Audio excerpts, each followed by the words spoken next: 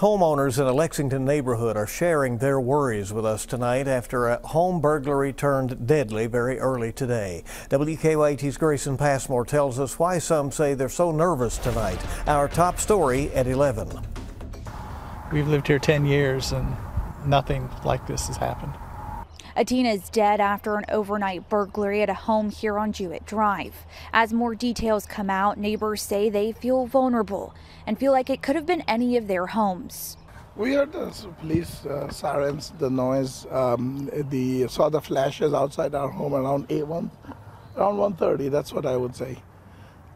We at that point did not come out.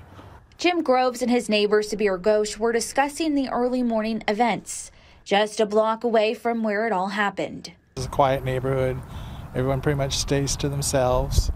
They're friendly when they see each other, but that's about it. Lexington police say they found 19-year-old Oscar Daniel Wilds dead from a gunshot wound inside a home. The homeowner and his children were inside. Police say Wilds forced his way in before being shot by a resident. The Fayette County coroner tells us the homeowner and Wilds did not know each other.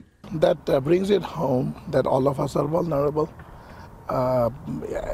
It's sometimes the mind looks for excuses to say that it can't happen to us, but something like this would, like I said, bring it home that it's random, it can happen to anyone. For now, neighbors say they're left looking over their shoulders. We feel really sympathetic to the family and even that misguided person who, lost his life.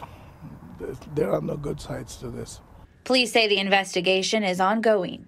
In Lexington, Grayson Passmore, WKYT.